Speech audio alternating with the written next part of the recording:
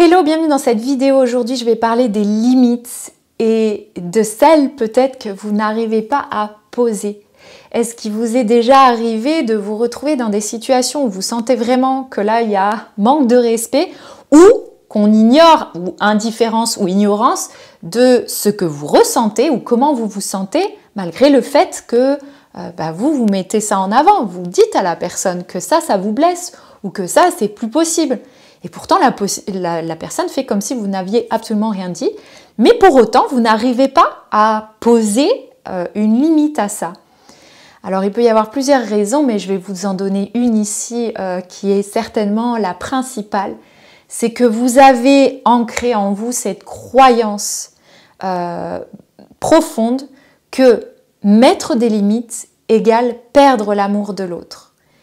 Et donc, vous n'avez aucunement envie de ressentir ce manque d'amour ou ce rejet, cet abandon de la personne envers vous-même. Donc, vous ne vous y risquez pas. Vous n'allez pas sur ce terrain de mettre vos limites. Parce que vous savez que quand on pose des limites, il y a un risque de perdre l'amour de l'autre. Mais comment ça se fait que pour vous, justement, mettre des limites égale on perd l'amour de l'autre? Mais j'ai envie de dire, c'est pas de votre faute, c'est que vous l'avez vu, et vous l'avez vu peut-être de façon répétée quand vous étiez jeune. Et donc vous avez bien intégré ce qui se passait quand on mettait des limites.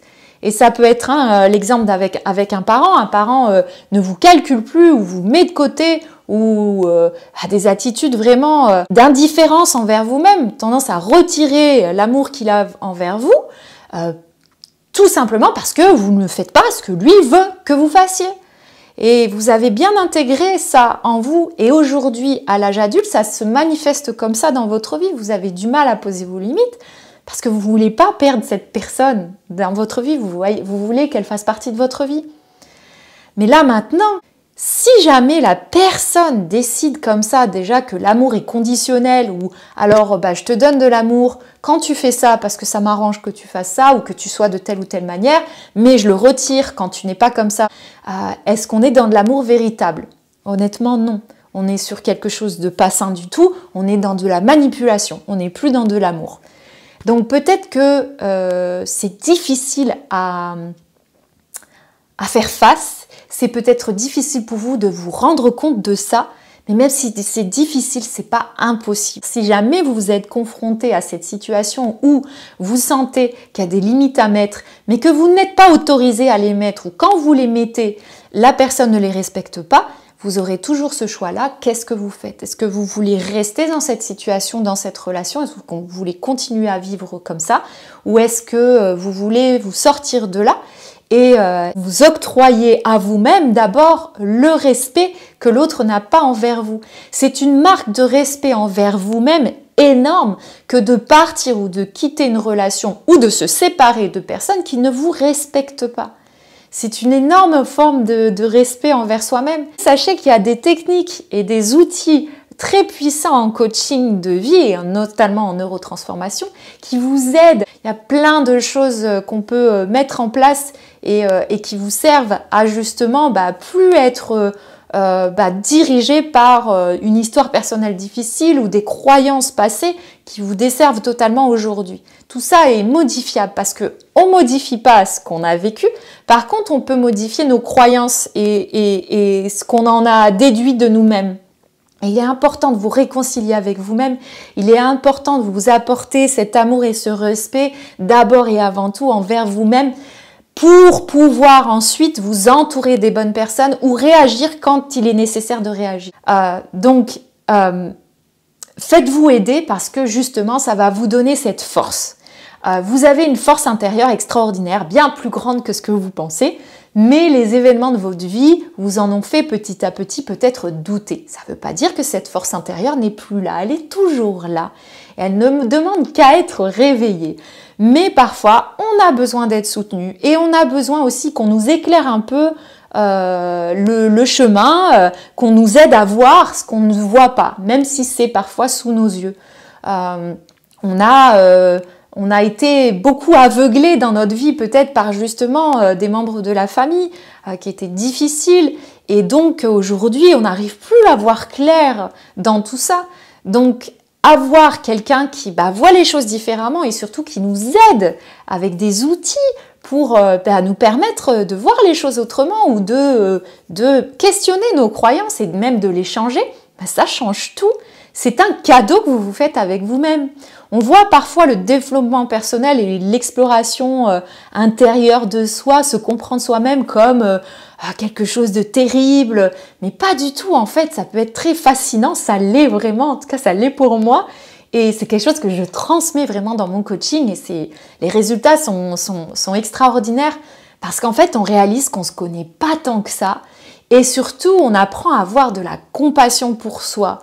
Franchement, dites-vous que c'est un peu normal que vous ne soyez pas capable de poser vos limites avec cette histoire personnelle que vous avez. Enfin, c'est pas évident.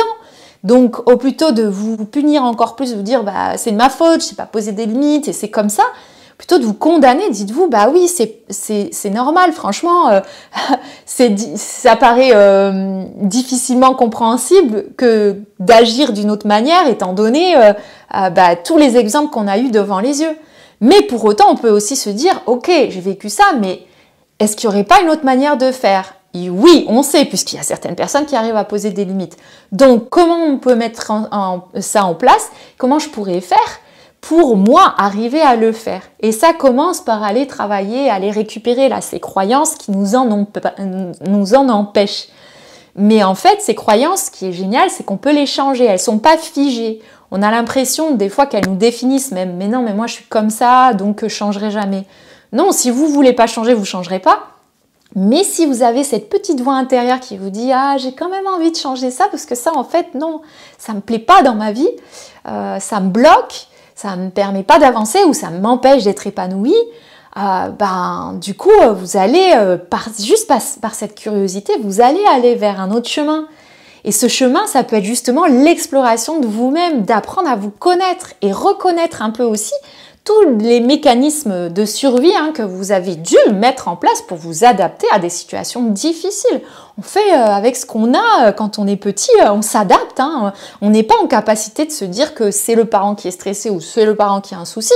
On va toujours se dire en tant qu'enfant que c'est peut-être nous le souci et donc on va s'adapter pour éviter de souffrir trop. Mais en tant qu'adulte, on a tendance à conserver ces croyances, cette définition qu'on a eue de nous-mêmes, cette adaptation. On la conserve parce qu'on ne la remet pas en question, on n'est pas amené à la remettre en question. Mais parfois, certains événements de notre vie ou certaines relations sont là dans notre vie, justement peut-être pour ça, pour nous dire regarde, je te mets le même scénario, qu'est-ce que tu fais? Est-ce que tu fais pareil? Ou est-ce que c'est l'occasion pour toi de changer? On a toujours le choix. Mais quand on se connaît, on apprend à se connaître et à reconnaître nos mécanismes, etc., on arrive mieux à gérer ces situations-là et à devenir en fait notre meilleur soutien, notre meilleur ami.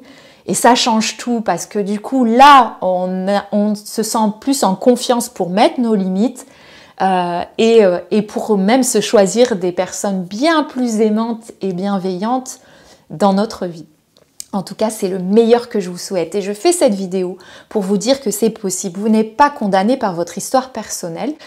Vous pouvez changer vos croyances en vous faisant aider et en étant soutenu par les bonnes personnes.